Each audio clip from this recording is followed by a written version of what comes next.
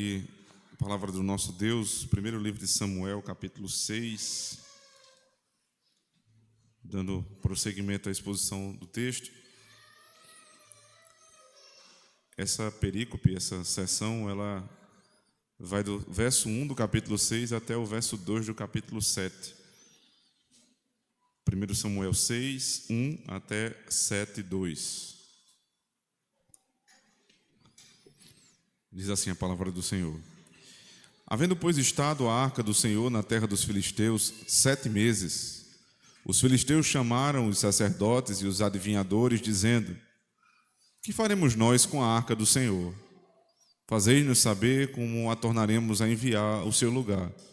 Os quais disseram: se enviardes a arca do Deus de Israel, não a envieis vazia, porém sem falta enviareis uma oferta para expiação da culpa.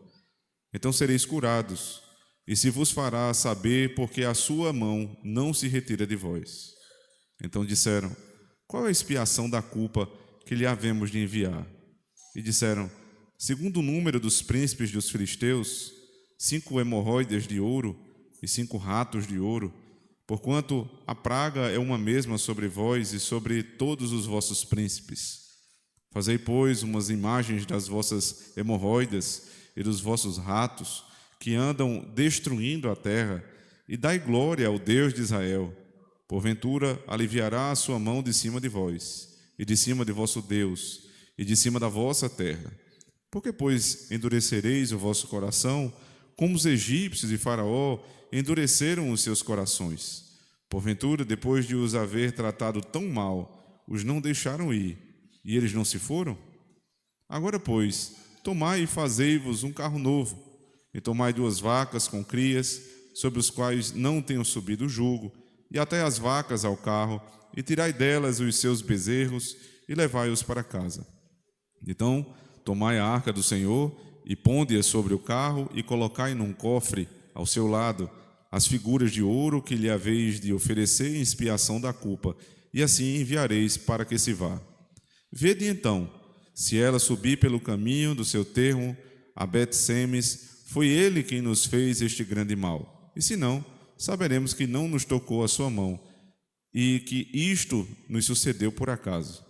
E assim fizeram aqueles homens, e tomaram 2 vacas que criavam, e as ataram ao carro, e os seus bezerros encerraram em casa. E puseram a arca do Senhor sobre o carro, como também um cofre com os ratos de ouro, e com as imagens das suas hemorroides. Então as vacas se encaminharam diretamente pelo caminho de Bet-Semes e seguiam o mesmo caminho, andando e berrando, sem se desviarem, nem para a direita nem para a esquerda. E os príncipes dos filisteus foram atrás delas, até o termo de Bet-Semes. E andavam os de Bet-Semes fazendo a cega do trigo no vale, e levantando os seus olhos, viram a arca, e vendo-a se alegraram. E o carro veio ao campo de Josué, o Bet-Semita, e parou ali onde havia uma grande pedra. E fenderam a madeira do carro, e ofereceram as vacas ao Senhor em holocausto. E os levitas desceram a arca do Senhor, como também o cofre que estava junto a ela, em que estavam os objetos de ouro, e puseram-nos sobre aquela grande pedra, e os homens de Bet-Semes ofereceram holocaustos e sacrifícios ao Senhor no mesmo dia. E vendo aquilo, os 5 príncipes dos filisteus voltaram para Ecrom no mesmo dia. Estas, pois, são as hemorroidas de ouro que enviaram os filisteus ao Senhor, em expiação da culpa, por Asdod uma, por Gaza outra, por Ascalon outra, por Gate outra, por Ecrom outra. Como também os ratos de ouro, segundo o número de todas as cidades dos filisteus, pertencentes aos 5 príncipes, desde as cidades fortificadas até as aldeias e até Abel. A grande pedra sobre a qual puseram a arca do Senhor ainda está ao dia de hoje no campo de Josué, o Bet-Semita. E o Senhor feriu os homens de Bet-Semes, porquanto olharam para dentro da arca do Senhor. Feriu do povo 50.070 homens. Então o povo se entristeceu, porquanto o Senhor fizera tão grande estrago entre o povo. Então disseram os homens de Bet-Semes: quem poderia subsistir perante este santo Senhor Deus? E a quem subirá de nós? Enviaram, pois, mensageiros aos habitantes de Quiriate-Jearim, dizendo: Os filisteus remeteram a arca do Senhor. Descei, pois, e fazei-a subir para vós. Então vieram os homens de Quiriate-Jearim e levaram a arca do Senhor e a trouxeram à casa de Abinadab no outeiro e consagraram a Eleazar, seu filho, para que guardasse a arca do Senhor. E sucedeu que desde aquele dia a arca ficou em Quiriate-Jearim, e tantos dias se passaram que até chegaram 20 anos, e lamentava toda a casa de Israel pelo Senhor. Amém. Oremos. Senhor, nós sempre que estamos na Tua casa, desejamos orar, cantar os salmos, nós desejamos, Senhor Deus, participar dos sacramentos, mas nada, Senhor Deus, é tão esperado quanto este momento, o momento em que o Senhor há de falar conosco. Tudo que nós temos são ouvidos para Te ouvir e um coração para Te entregar, mas não sabemos como fazer corretamente. Nos ensina então, Senhor. Usa o Teu Espírito, acalma as nossas crianças, acalma também os adultos, cativa a nossa mente e coração, para que nós possamos servir somente a Ti. Usa, Senhor Deus, aquele que foi escolhido pelo Senhor mesmo diante de todas as falhas e limitações. Usa o pastor que o Senhor separou para falar ao coração do Teu povo, e que sejam Tuas e não minhas as palavras. É assim que nós pedimos em Cristo. Amém. Ter uma religião hoje em dia não é mais sinônimo de você ser alvo de críticas. Muito pelo contrário. Talvez você seja até elogiado por desenvolver uma certa espiritualidade, por ter fé, por gozar de certa moralidade. A nossa época é um momento da história onde a religião ela tem sido bem vista, onde você ter fé é algo desejável. Em alguns meios, no meio entre os grandes empreendedores, os homens de finanças, há um movimento crescente de pessoas desenvolvendo espiritualidade, e algumas delas, inclusive, pelo viés cristão. E eles têm essa desenvoltura agora a respeito da espiritualidade. Mas quase nunca essa espiritualidade que está sendo tão elevada, ela procede daquilo que nós cremos, ela procede daquilo que foi revelado. Geralmente são pessoas que encontraram uma certa moralidade, buscavam um sentido na vida e encontraram em um tipo de Deus esse sentido, essa busca pelo eterno. E é fato que o próprio Deus nos deu isso. João Calvino, quando escreve as suas Institutas, ele deixa muito claro que há algo chamado sensu divinitatis, ou um senso da divindade, um senso da eternidade, que é comum a todos os homens. Se você visitar a aldeia indígena mais remota, onde nunca se teve contato com a raça humana, lá existe uma religião sendo desenvolvida. Lá existe algum tipo de religiosidade sendo observada pelos seus habitantes. Então eles vão adorar a lua, eles vão adorar o sol, eles vão adorar um animal, eles vão se curvar aos elementos da criação. E é verdade também que o Salmo 19 nos esclarece a esse respeito. Ele diz que os céus proclamam a glória de Deus e o firmamento anuncia a obra das suas mãos. Um dia faz um sermão para o outro dia. Mas logo em seguida, na segunda parte do Salmo, nos é feita a explicação. Todo este primeiro livro da revelação geral é um livro que nos anuncia que existe um Deus, que eu preciso me curvar a um Deus, mas não anuncia como eu me livro da justiça desse Deus. Sendo pecador, eu não sei o que fazer diante desse Deus Santíssimo. Então, este é o problema da religião. Como eles têm só o primeiro período do Salmo 19, como eles só têm a revelação geral, eles encontram um determinado Deus. Eles percebem que há uma necessidade de uma religião, de se curvar a um ser superior, mas eles não sabem quem é, e eles não sabem a forma de adorar ao verdadeiro Deus. Por isso, eles inventam para si uma religião conforme a natureza humana. E assim adoram a criatura no lugar do Criador. Pois bem, isso é verdade na nossa época, mas é verdade também em qualquer outra época que você estude. Aqui no primeiro livro de Samuel, quando os filisteus percebem que havia necessidade de reconhecer a divindade do Deus com D maiúsculo de Israel, e que aquele Deus em que eles adoravam, Deus Dagon, foi vencido por Israel, lembrando do que aconteceu no capítulo anterior, eles tomaram a arca dos israelitas, levaram até a Filístia, trouxeram a arca, que é a presença de Deus marcada na terra, ali para o templo de Dagon, e colocaram ao lado de Dagon a arca de Deus. Então você tem o Deus verdadeiro junto de um ídolo. O que é que acontece? No primeiro dia, eles vão dormir. E quando acordam, a imagem de Dagon está no chão. Ela caiu. E aí, como faz um idólatra diante da sua imagem, do Deus que eles adoram? Eles pegam aquela imagem e colocam no lugar. A loucura da idolatria é assim. Você precisa segurar o Deus, você precisa sustentá-lo, você precisa levantá-lo, porque tem boca, mas não fala, tem olhos, mas não veem, tem pés, mas não andam, tem ouvidos, mas não ouvem. Tornem-se semelhantes a eles, os que os adoram e os que neles confiam. Mais uma vez é colocada a imagem no lugar. Eles passam um dia, dormem, acordam. O que é que acontece com Dagon? Dagon não resiste à presença de Deus.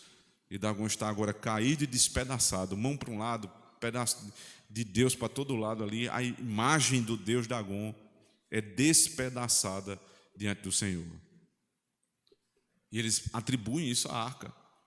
E a arca sai de cidade em cidade. Onde ela passa, duas coisas começam a acontecer. Passa por Gate, passa por Ecrom, passa por Asdod. Em toda a cidade, os homens da cidade passam a ter hemorroidas terríveis. O texto fala que eles clamavam e o clamor deles tomava conta de toda a região. E ratos tomavam conta também, uma peste de ratos e uma peste de hemorroidas. O que fazer diante disso? Porque eles achavam que a arca da aliança do Deus de Israel iria abençoá-los. Veja, num único movimento, Deus estava disciplinando Israel por conta da idolatria. Eles perdem o direito de ter a arca no meio do povo. É como se Deus estivesse tirando os sacramentos, como Deus estivesse tirando símbolos muito fortes da presença dele no meio do seu povo. Eles perdem isso, mas no mesmo movimento o Senhor está punindo aquele povo que ele usou para punir Israel. Porque ousaram tocar na arca do Senhor.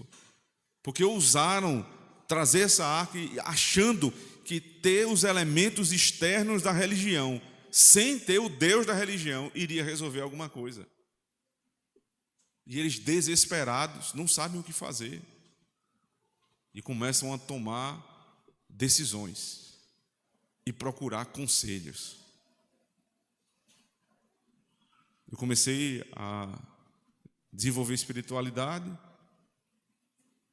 Nós trouxemos essa arca para cá, mas no final das contas, a religião que nós escolhemos, ao invés de nos fazer bem, nos trouxe desgraça.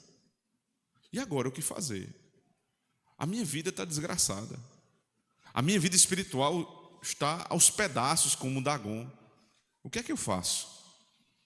Então começa ali uma reunião, uma assembleia geral dos ímpios para decidir o que eles vão fazer. Veja que coisa interessante. O texto diz assim, verso 1 e 2: Havendo, pois, estado a arca do Senhor na terra dos filisteus 7 meses, os filisteus chamaram os sacerdotes e os adivinhadores, dizendo: Que faremos nós com a arca do Senhor? Fazei-nos saber como a tornaremos a enviar ao seu lugar. Que faremos nós com a arca do Senhor? Ou seja, o que é que a gente vai fazer para se livrar desse problema? Deus passa a ser um problema. O Salmo 1, Salmo 2, mais precisamente, que é uma composição do Salmo 1 com o Salmo 2, ele inicia dizendo que os ímpios, eles se reúnem para resolver como eles vão se livrar de Deus. Eles olham para a lei de Deus e eles definem a lei de Deus como amarras. Nós queremos quebrar as correntes, nós queremos nos livrar, nós queremos ter verdadeira liberdade sem esse Deus que nos amarra. O que faremos para nos livrar da lei de Deus? Aqui eles perguntam os filisteus perguntam aos seus sacerdotes: o que nós vamos nos livrar? Como é que nós vamos nos livrar da maldição do Deus de Israel? Quando uma pessoa ímpia, que não conhece o verdadeiro Deus, percebe que está debaixo de maldição, percebe que está sofrendo pelo seu distanciamento do Deus Criador de todas as coisas, é óbvio que em um determinado momento eles vão querer se livrar da maldição. Eu me lembro agora em Atos 2, quando Pedro está pregando, e ele faz um apanhado desde o Antigo Testamento até a cruz de Cristo, e mostra que aquele Messias esperado por Israel veio, nasceu, viveu e foi morto por aqueles homens, apontando para eles, acusando-os da morte de Cristo, de terem matado o Filho de Deus. Imediatamente, homens que ouviam Pedro disseram: que faremos nós para sermos salvos? A diferença é que eles perguntaram a Pedro. Eles perguntaram a um pastor fiel da igreja de Cristo. E os filisteus escolheram os seus próprios sacerdotes para tomar conselho. De quem você toma conselho quando você percebe que a sua vida vai mal? Quem são os teus conselheiros? Alguém pode dizer: meu conselheiro é Cristo. Excelente conselheiro.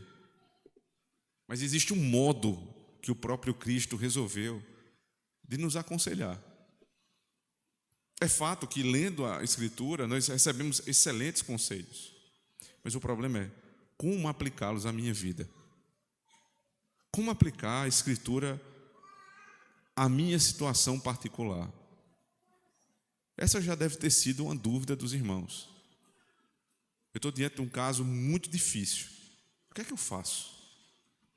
E alguém diz assim, de maneira preguiçosa, né, sem pensar muito: lê a Bíblia. E o sujeito diz: mas eu já li. A Bíblia ela não tem essa função. Eu tenho um problema, eu vou ler a Bíblia.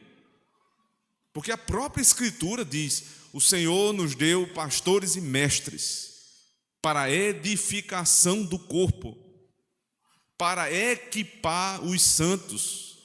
Paulo diz isso à igreja dos Efésios.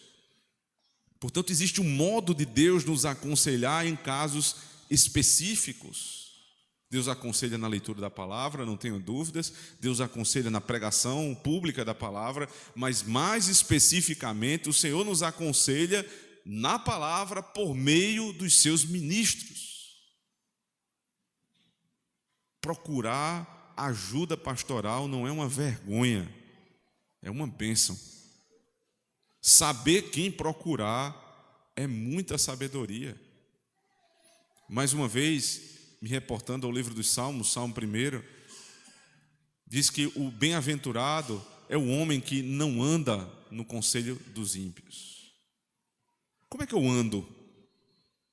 Eu ando com um propósito. Eu ando caminhando para um alvo. Eu não ando aleatoriamente. Então, os que andam nos conselhos dos ímpios, eles andam com o mesmo propósito dos ímpios, concorda? Porque eles estão andando segundo os princípios e os propósitos daqueles que não servem a Deus. Este é o problema. O bem-aventurado, o homem sábio, não anda no conselho dos ímpios. Ele anda no conselho dos justos.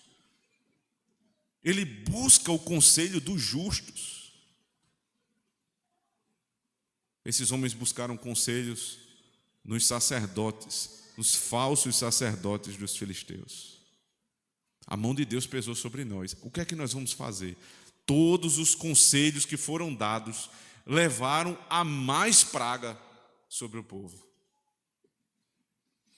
não vai resolver.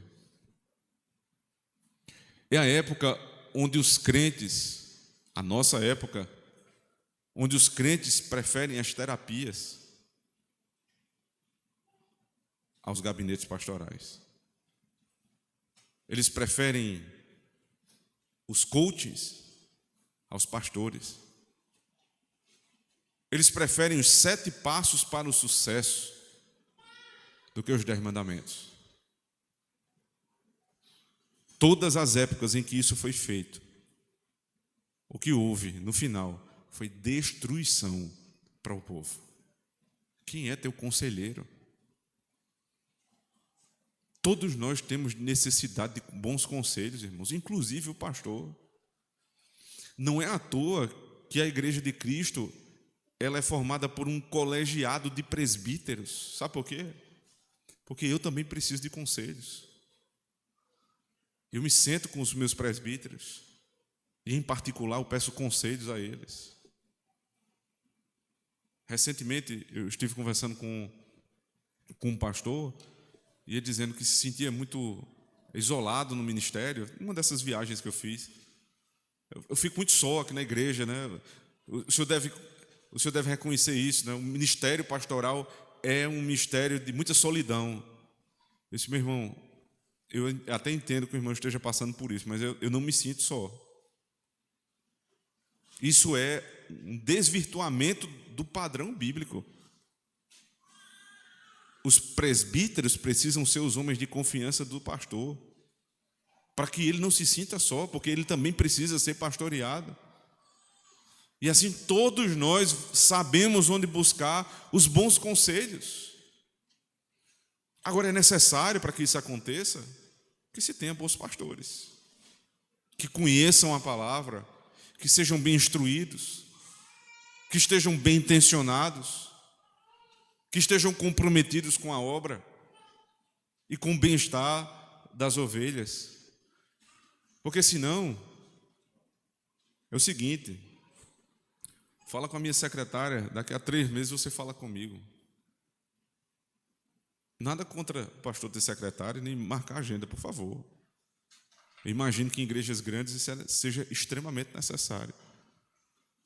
Mas eu estou me dando aqui ao formalismo. Estou evidenciando aqui como há um distanciamento das igrejas com seus pastores. Como é complicado ter uma igreja grande demais.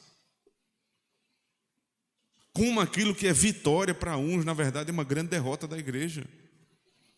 Igrejas com 1.000 pessoas, com 800 pessoas, 1.500 pessoas, como é que elas vão ser pastoreadas? Como é que haverá pastoreio se você não conhece nenhum nome? Você não conhece a história?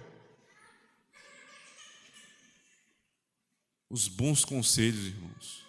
Pastoreio numa comunidade que se conhece, que anda junto há muito tempo, é algo que traz grande benefício para as nossas famílias.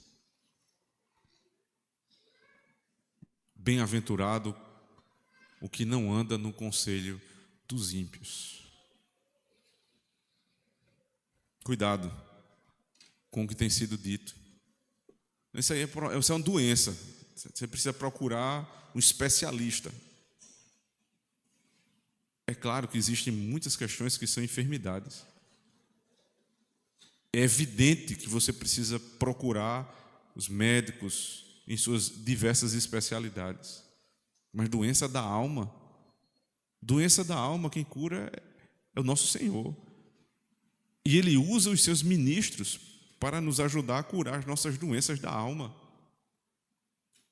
As hemorroidas que apareciam no corpo não seriam curadas com pomada, ainda que existissem nesse tempo. A peste de ratos não seria curada com ratoeiras, porque você trata o efeito, mas não a causa. Você mata um rato aqui, Deus manda outro. Você cura uma hemorroida aqui e estoura outra lá. Porque a causa não está sendo tratada. Então o conselho dos ímpios é o seguinte: veja, está tendo hemorroida, está tendo rato, se livra da arca. Devolve essa danada dessa arca. E aí tudo está resolvido. Mas o problema não é a arca simplesmente. A arca é só a demonstração do efeito da maldição de Deus. Antes de existir a arca dentro dos filisteus, dentro daquela terra, já existia maldição. Porque eles não tinham Cristo. Então, antes da tua vida virar uma tribulação, se você não tem Cristo, ela já é uma tribulação, ainda que você não perceba os efeitos. Ainda que você não perceba os efeitos, você já vive em grande tribulação. Você vai para um terapeuta mundano, secular, e você conta, você relata o problema da sua vida, envolto em um bilhão de pecados. O que é que o sujeito diz? Deixa a tua mulher. Joga essa arca para lá. Maldição da tua vida, essa mulher. Deus quer que você, os que falam, né, em Deus, quer que você viva livre, você seja feliz. Então, se o casamento te aprisiona, se isso é um problema, joga fora a tua mulher. Teu filho está dando trabalho, deixa ele se virar. É assim. O conselho dos ímpios é assim. Ou então, o teu filho está dando trabalho, leva ele para um neurologista, deve ter TDAH, autismo, TOD, qualquer uma dessas sopas de letrinhas, aí você arruma um laudo e já tem aí a desculpa. E você vai, é claro que existem muitos problemas desses, são verdadeiros. Entende, irmãos? Eu estou deixando de lado esses casos, mas estou me apegando aqui àquilo que não faz sentido nenhum, que é mera desculpa para os nossos problemas. Eu não quero resolver a causa, eu quero só cessar os efeitos. Joga a arca para lá, devolve essa arca. Foi isso que os sacerdotes dos filisteus disseram: devolve a arca. É isso que você vai escutar dos pastores coaches. Te livra dessa maldição. Deixa a tua mulher. Deixa tudo aquilo que dá trabalho a você. Deixa teus filhos, deixa teu trabalho. E você vai deixando, fazendo o que quer. E fazendo só o que quer, não ouve mais ninguém, só ouve o terapeuta. E vai ficando louco. Eu diria que boa parte deles buscaram se formar para resolver problemas deles próprios. Ora, alguém que não resolveu nenhum problema dele vai resolver o meu. Alguém que tem problema com os filhos vai me ensinar a criar filhos. Alguém que vive brigando com a esposa vai me ensinar como tratar minha esposa. Tenha santa paciência. Isso não faz o menor sentido. E muitos pastores têm gostado de, ao invés de gastar tempo no gabinete, porque é muito tempo. Não existe conversa de gabinete de 30 minutos, 2 horas, 3 horas e olhe lá. Então, com o passar dos anos, irmãos, não é você escutar o problema de uma pessoa uma vez, é você gastar horas e horas a vida inteira. Existem irmãos que precisam de ajuda do primeiro dia que chegam na igreja até o dia que morrem. Então não é todo mundo que vai ter paciência. Qual é o melhor? Olha, meu irmão, você está precisando aqui é de uma terapia, é de um psicólogo, é de um neurologista, vá lá e resolva. Quando isso começa? Isso começa quando a igreja se apartou da palavra. E tudo que os pastores têm para entregar hoje à noite, porque de manhã não tem culto, só de noite, o que eles vão ter para entregar hoje à noite é filosofia barata. Porque eles vão entregar hoje à noite formulazinha para isso e para aquilo, mas não é evangelho. E olhe que os sacerdotes dos filisteus tentaram, viu? eles tinham algum conhecimento do que Deus ensinava. Observe a resposta deles no verso 4. Então disseram: qual é a expiação da culpa que lhe havemos de enviar? E disseram: segundo o número dos príncipes dos filisteus, 5 hemorroidas de ouro e 5 ratos de ouro, porquanto a praga é uma mesma sobre todos vós e sobre todos os vossos príncipes. Fazei, pois, umas imagens das vossas hemorroidas e dos vossos ratos que andam destruindo a terra, e dai glória ao Deus de Israel. Porventura aliviará a sua mão de cima de vós, e de cima de vosso Deus, e de cima da vossa terra. Por que, pois, endurecereis o vosso coração como os egípcios e Faraó endureceram seus corações? Porventura, depois de os haver tratado tão mal, os não deixaram ir, e eles não se foram? A resolução está aqui. Vocês vão fazer o seguinte: vocês vão pegar 5 hemorroides, imagem de hemorroides, e 5 imagens de rato, vão fazer de ouro. Por que 5? Porque é o número que está ligado aos príncipes, às cidades. 5 para cada um. E por que de ouro? Para demonstrar que vocês realmente dão valor ao perdão desse Deus de Israel. Que vocês estão dispostos a pagar pelo perdão. Então dá peça de ouro. E vocês vão fazer um sacrifício de expiação. Você percebe toda a linguagem, a mesma linguagem do livro de Levítico. Vocês vão entregar animais, depois vão falar de vacas. É o animal que vai ser entregue. E você vai dar do seu melhor.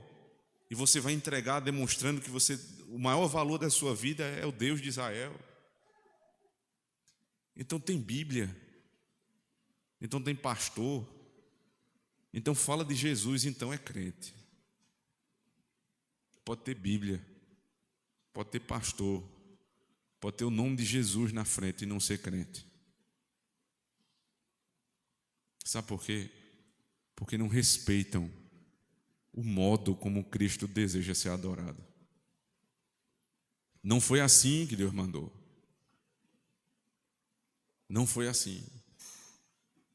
Eles dizem aqui no verso 7, observe: agora, pois, tomai e fazei-vos um carro novo, e tomai 2 vacas com crias, sobre os quais não tenham subido o jugo, e atai as vacas ao carro, e tirai delas os seus bezerros, e levai-os para casa. Então, eles vão usar vacas.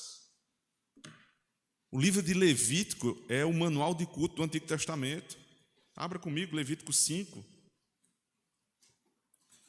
Levítico capítulo 5.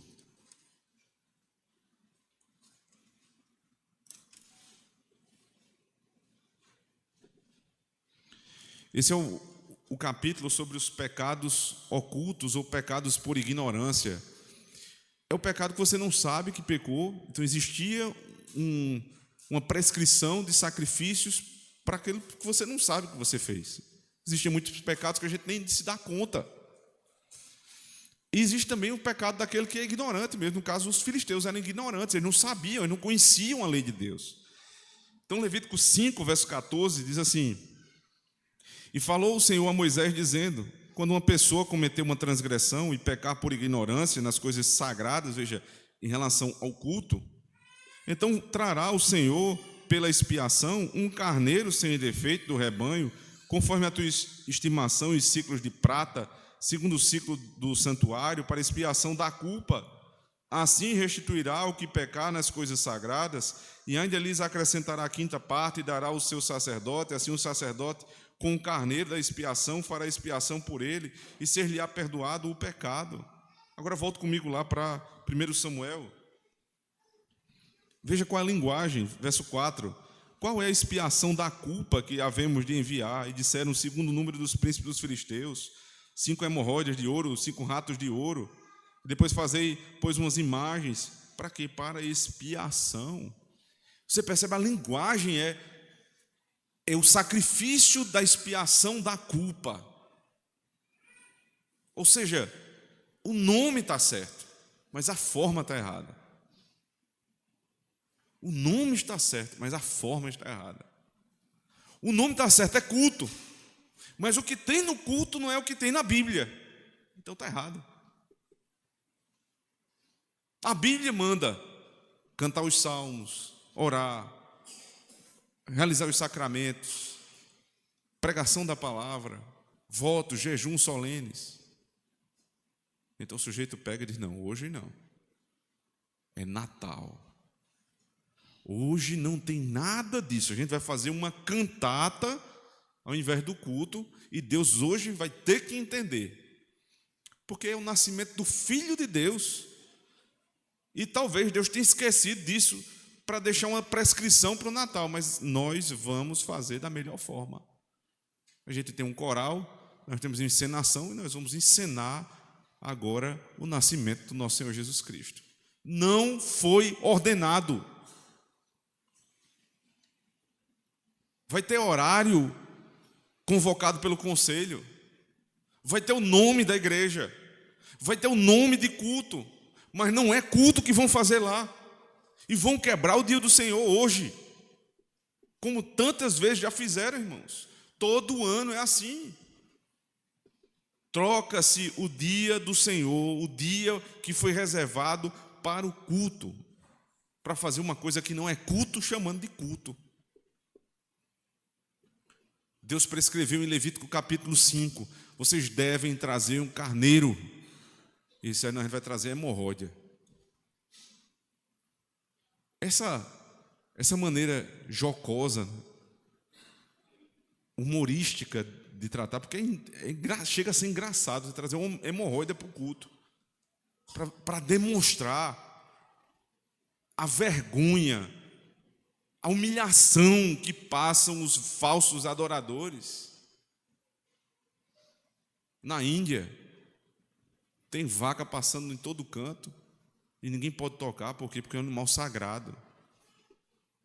Rato é sagrado, barata é sagrado em alguns países. E a gente olha e diz assim: pô, é louco? É loucura.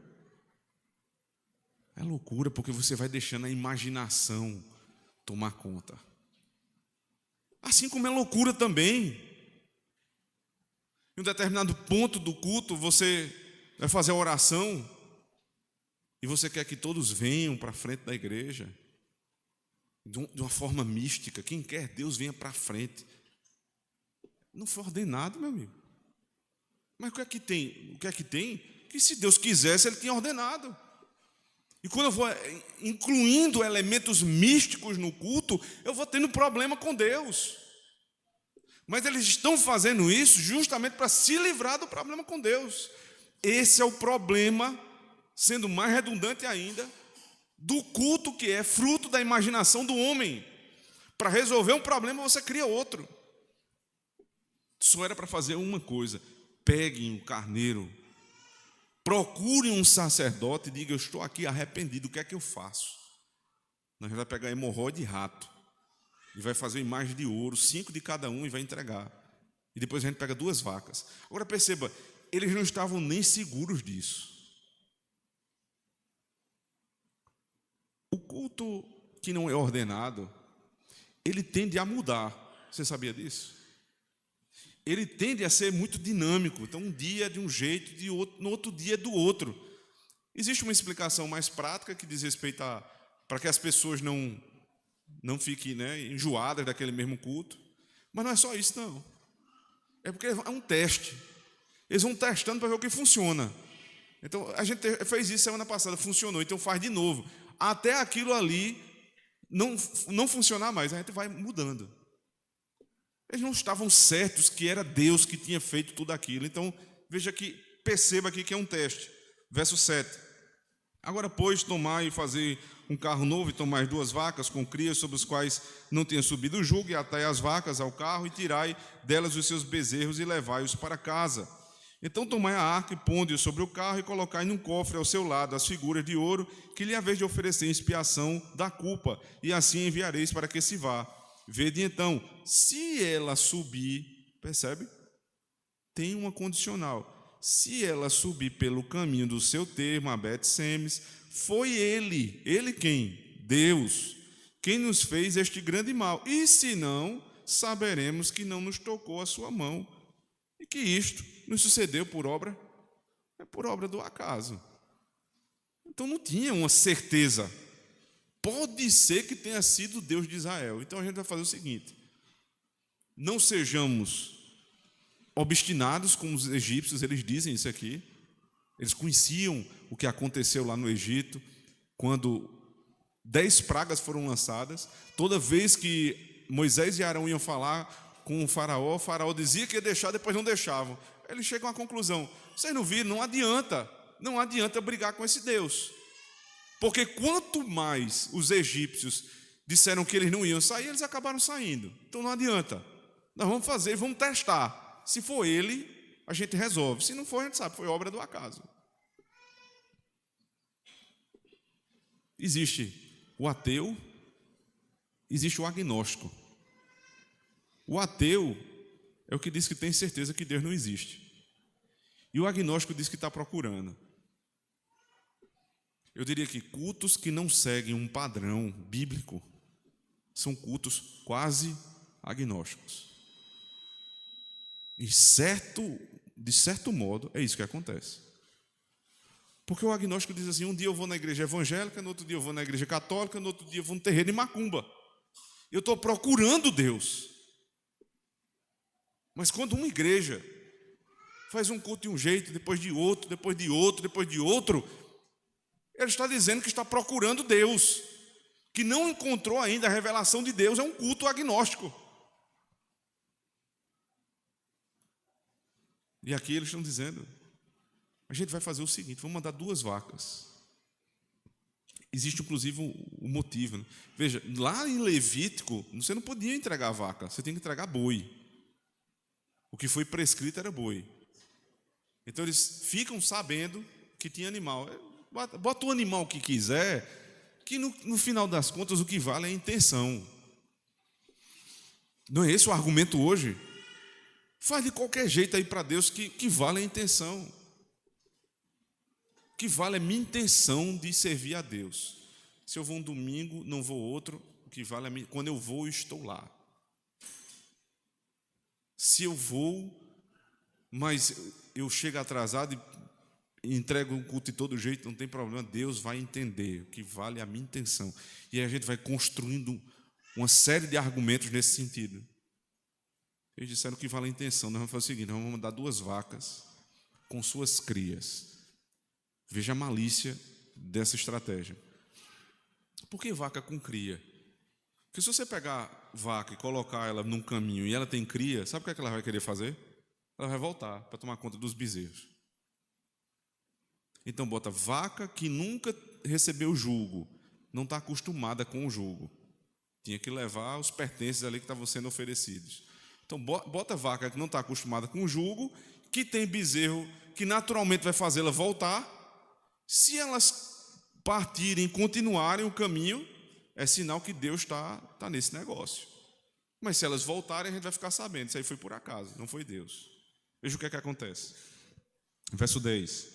E assim fizeram aqueles homens, e tomaram 2 vacas que criavam e as atavam ao carro, e aos seus bezerros encerraram em casa, e puseram a arca do Senhor sobre o carro, como também o cofre com os ratos de ouro e com as imagens das suas hemorroidas. Então as vacas se encaminharam diretamente pelo caminho de Bet-Semes, e seguiam o mesmo caminho, andando e berrando, sem se desviarem, nem para a direita nem para a esquerda. E os príncipes dos filisteus foram atrás delas até o termo de Bet-Semes. Andando e berrando. Para quem conhece um pouquinho do comportamento da vaca, ela faz justamente isso quando ela quer ir atrás do bezerro. Ela vai berrar. É como se ela estivesse chamando o bezerro. Só que essas vacas não deixaram o comportamento natural de uma vaca, mas como elas estavam servindo a um propósito divino, a ação dela foi contrária à própria natureza. Ninguém age contrário à natureza sozinho. Só se Deus agir. A vaca munge e volta para o bezerro. É assim. Não tem desvio de comportamento de vaca. Vaca faz isso. Cachorro late, gato mia, vaca vai atrás do bezerro. Ponto final. Se não foi, eles sabiam disso. Se não foi, é porque tem alguma coisa aqui extraordinária. E é o que está acontecendo. Elas estão andando e berrando, ou seja, elas continuam no seu ato natural de buscar o bezerro, mas não se desviam do caminho.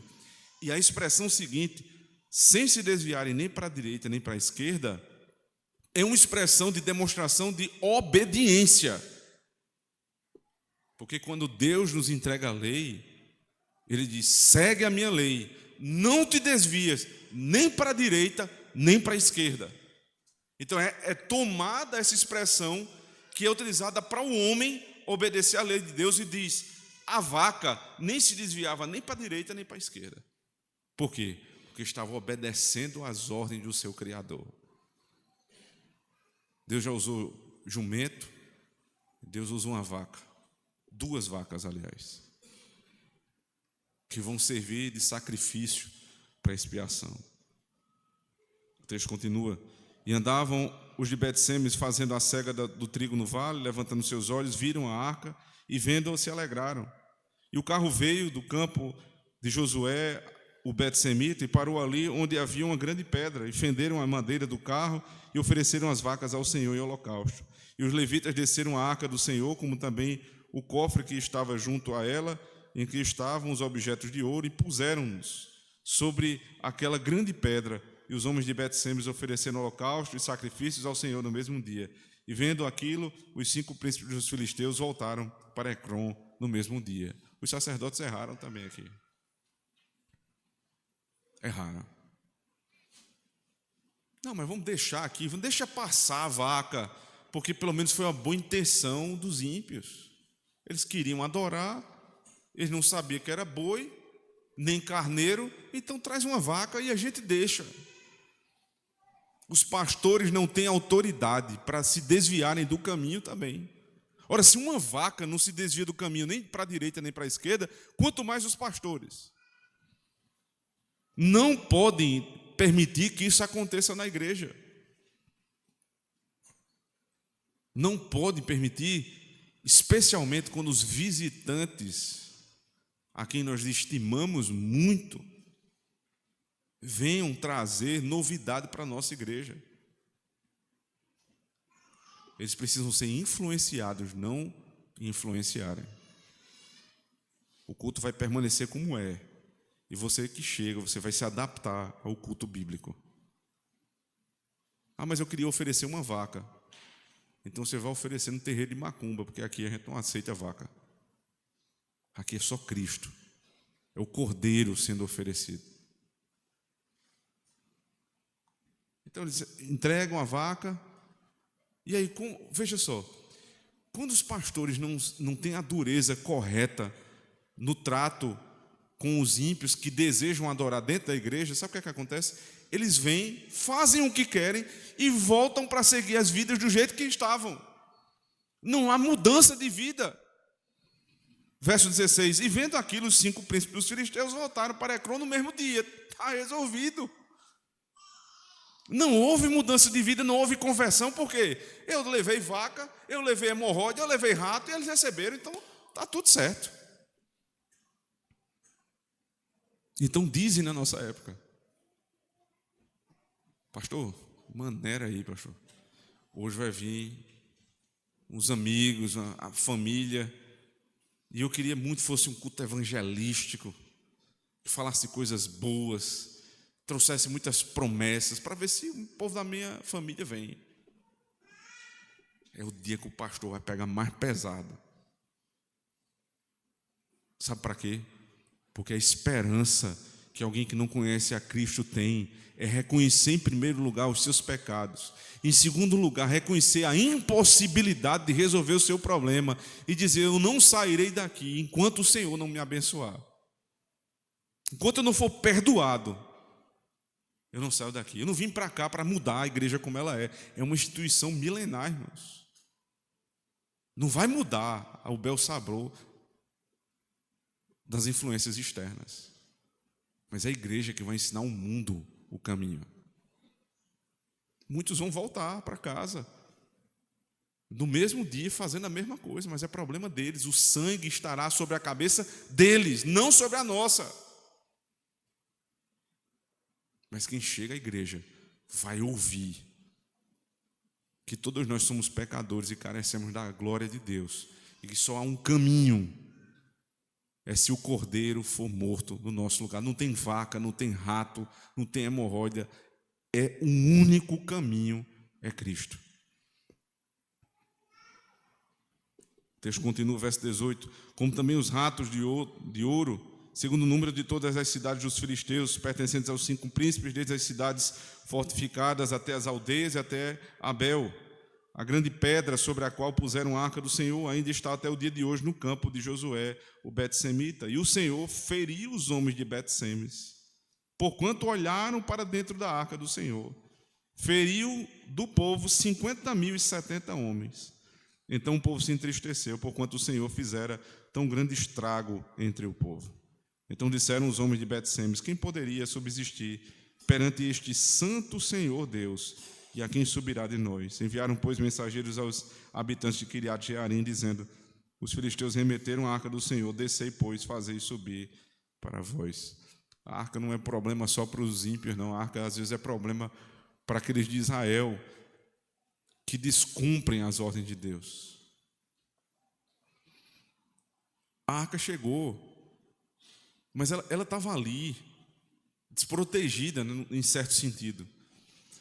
A arca, ela fazia parte das instruções divinas para o ato santíssimo. Você tinha um tabernáculo que era dividido num pátio externo, onde existia o altar do sacrifício. Depois você tinha a tenda da congregação, que era subdividida em 2 partes. A primeira parte era o santo lugar. Você encontrava alguns utensílios ali, o candelabro, né, a mesa dos pães da proposição, o incenso, e uma cortina que dividia os 2 lugares. A cortina, ela tinha desenhado ali os anjos, como que lá no Éden, quando os anjos fizeram com que o homem não estivesse mais na presença de Deus. Passada a cortina, o sumo sacerdote veria a arca, mas ele não podia tocar na arca. Ele não podia tocar na arca. Um dia a arca foi ser levada de um lugar para o outro, e ela tinha 4 lugares, onde ela devia ser carregada nos ombros. Tudo isso foi ordenado por Deus lá no livro de Êxodo. E em determinado período onde os levitas estavam carregando a arca ia virar. E um dos homens, para não deixar a arca virar e cair no chão, botou a mão. E foi morto. E aqui? Vamos dar uma olhadinha. A gente já trouxe a arca para a nossa cidade. Veja que benefício nós fizemos para a igreja. A gente está aqui guardando a arca, estamos alegres. Qual é o problema de dar só uma olhadinha? Deuteronômio 29, verso 29 diz assim: as coisas ocultas pertencem ao Senhor e as reveladas aos homens. O que não foi revelado não me pertence. E se eu quiser saber, é curiosidade pecaminosa. Então eles olharam e receberam a maldição do Senhor. O texto vai falar de 50.070 homens. Eu sei que existem umas versões que falam só em 70 homens. Há uma discussão manuscritológica sobre isso, eu não vou entrar nela, mas o fato é, muitas pessoas foram amaldiçoadas por conta disso. Cuidado com as coisas de Deus. Cuidado com as investigações curiosas sobre as coisas de Deus. Não tem problema nenhum saber mais. Na verdade, é isso que nos é encorajado, conhecer mais, conhecer os detalhes das coisas de Deus, mas não dessa forma. Não assim. A gente quer ir para a minúcia da minúcia da minúcia. A pergunta é: para quê? Eu preciso saber. Eu preciso conhecer para que eu viva melhor, para que eu ande melhor, para que eu pense melhor. Mas chega um ponto que não está revelado e a gente vai começar a fazer algum tipo de especulação desnecessária. O que não foi revelado, eu não preciso saber. Eles tentaram ver o que estava dentro da arca e sofreram um dano por conta disso. E a pergunta final deles é: quem poderia permanecer perante esse Deus? Aqui nós começamos a a ter ideia do fechamento do texto. Lá atrás, foi levada a arca que ficou diante da imagem de Dagon. Quem subsistiu?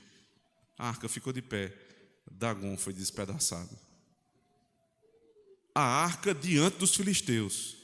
Os filisteus foram envergonhados, a arca que ficou de pé. A arca diante dos israelitas rebeldes que quiseram ver dentro da arca. A arca fica de pé, eles são amaldiçoados. Quem poderá subsistir diante desse Deus? Ninguém. Como alguém ousa dizer, você precisa de espiritualidade, você precisa de fé, você precisa desenvolver a sua religião. Qualquer religião serve desde que você se aproxime do Deus Criador. Se essa pessoa não sabe o caminho, se essa pessoa não sabe de quem está falando, se você seguir o caminho dos gurus, dos coachings, dos falsos sacerdotes, se você ouvir o conselho desses homens, dos falsos terapeutas, teu caminho vai dar no final dos filisteus. Eles vão dizer, te livra desse problema, o que importa é ser feliz. No final, você será amaldiçoado por Deus. A pergunta que fica é, quem subsistirá? Quem ficará de pé diante desse Senhor? Cristo ficou. Cristo ficou. Porque não foi encontrado um pecado sequer nele. E todo aquele que está nele, também subsistirá no último dia. Perante Deus só ficarão os que estão em Cristo. E a única religiosidade e única forma de expiar a culpa do pecado é se o cordeiro for morto no teu lugar. O sacrifício que foi te pedido essa manhã não é você, não são seus filhos, não é sua família. É você vir para cá e entregar Cristo pela tua casa, Cristo pela tua vida, substitutivamente. E assim, irmãos, vocês vão encontrar a verdadeira e boa religião que nos foi revelada, que não depende das preferências do homem, das nossas próprias imaginações, nem mesmo das sugestões de Satanás, mas daquilo que Deus se agrada em nós por meio de Cristo. Creia nele, exercite esta fé, ouça os seus conselhos e os irmãos serão livres da maldição. Amém.